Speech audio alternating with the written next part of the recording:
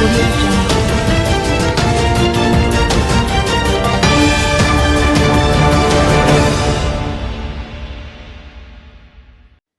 Skeletal remains believed to be that of missing Manchester man found.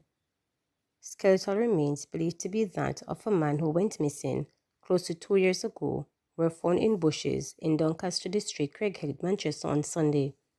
Police and residents said the remains were believed to be that of Delroy Carter, 54, a resident of Craig Hill. Carter, who is said to have lived alone, reportedly went missing in September 2022. Police said about 4 p.m. on Sunday, residents alerted them to the remote section of Doncaster where the remains were found behind Carter's house. Police said relatives identified his clothes. Preliminary reports are that there was no sign of foul play. The remains were moved to the morgue for DNA testing to identify the body. Nannyville double murder possibly linked to reputed Mountain View Don's death. A double murder in Nannyville, St. Andrew on Monday may have been a reprisal for the killing of an alleged Don on Mountain View Avenue more than a week earlier.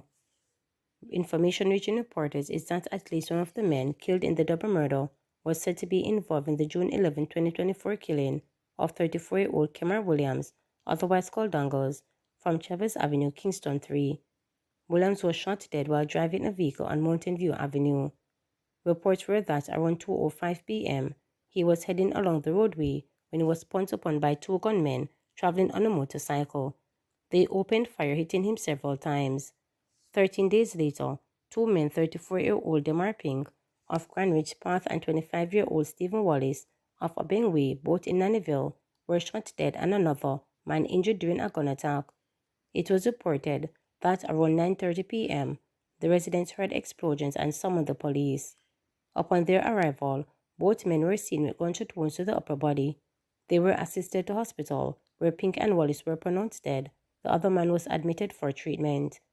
Police told reporters that they are looking at several leads into the double murder, including that the men may have been killed as a reprisal for Williams' death. Jamaica at risk of heavy rainfall, strong winds as Beryl approaches Caribbean. Hurricane Beryl plowed towards the southeast Caribbean on Sunday as residents were urged to hurry and finish preparations ahead of the expected landfall overnight of the extremely dangerous Category 4 storm, the first ever recorded in June. The Meteorological Service of Jamaica said on Sunday evening that it is still too early to declare the storm as a threat to the island, but said the country is at risk of heavy rainfall and strong winds. At this point in time, we have not declared that this is a threat to Jamaica. It could very well pose to be a threat. Right now, this is a risk that we have to manage. This was stated by Evan Thompson, Principal Director of the Meteorological Service. He told journalists at a media briefing. On Monday morning, we'll be able to assess it and determine whether we consider it a threat now that it is entering the Caribbean region and whether there is sustainability in the forecast models, he added.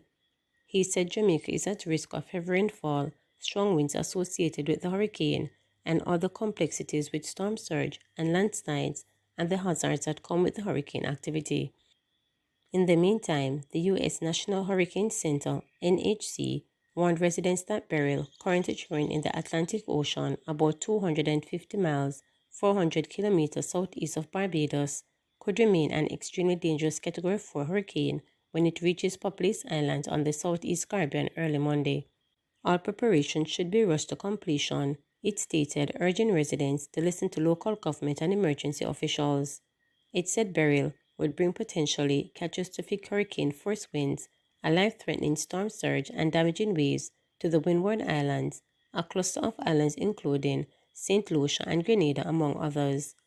St. Vincent and the Grenadines, as well as Grenada, were at the highest risk of being at the center of the storm score beginning early Monday, the NHC stated.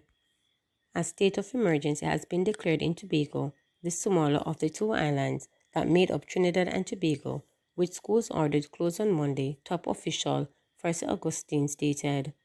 In the Barbadian capital of Bridgetown, cars were seen lined up at gas stations, while supermarkets and grocery stores were crowded, with shoppers buying food, water and other supplies. Some households were already boarded up their properties.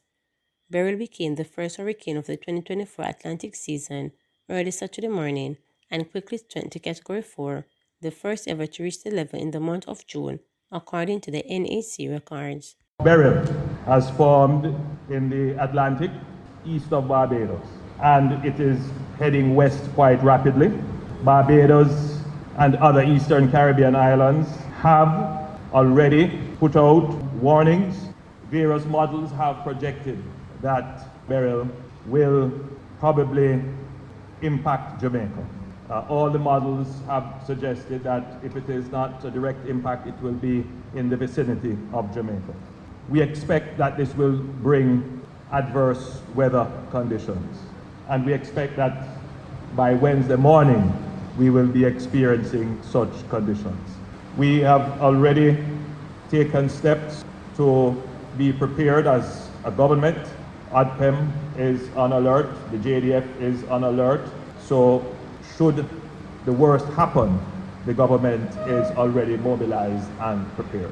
So it is now for the citizens themselves, householders, people who live alone, to be aware of the possibility and take the necessary actions.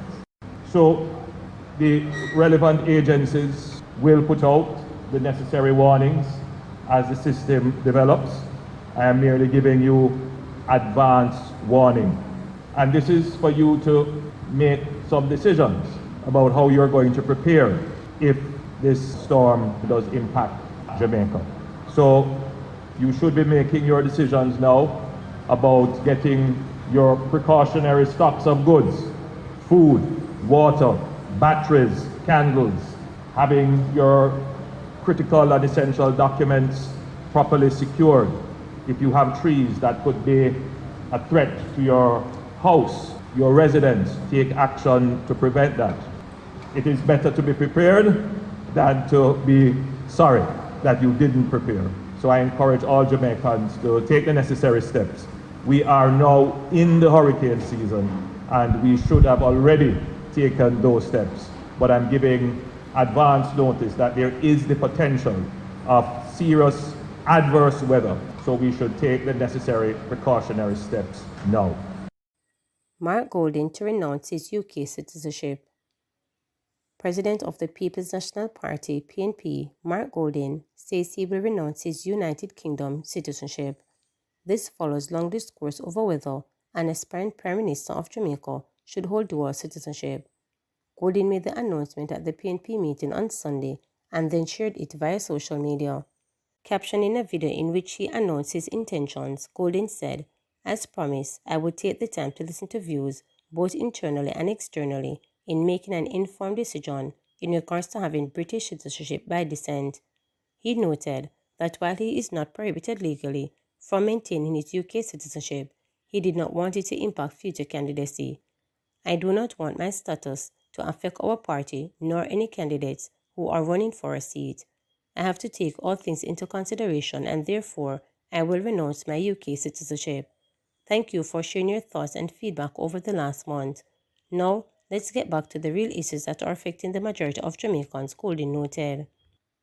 Golding came under fire from members of the Jamaica Labour Party (JLP) who raised questions about his nationality after he expressed support for dual citizens being allowed to sit in the Houses of Parliament and reiterated his stance on Jamaica's final Court of Appeal. In pushing for the Caribbean Court of Justice (CCJ) to be made Jamaica's final appellate court, Golding also stated that it should not be a case where Jamaica has 1 foot in and 1 foot out of King Charles Yard. Those comments triggered several calls on social media for him to declare whether he is both a Jamaican and British citizen. Golding had attempted to clear the air in a post on social media stating, "I am a born Jamaican and have a Jamaican passport." However, he has since stated that he holds both Jamaican and British citizenship, the latter via descent from his father, who had migrated to Jamaica from the UK. He said he had not renounced his British citizenship because it was not legally necessary for him to do so. Man shot and killed in rural St. Andrew. A 32-year-old resident of Fernhill, Lawrence Tavern in St. Andrew, was shot and killed at a bar in the nearby community of Grant Hill on Saturday night. The deceased has been identified as Oshin Blackwood. It is reported that Blackwood was at a bar about 9:30 p.m. when he was shot and killed by an unknown assailant who escaped. No motive has been established for the killing.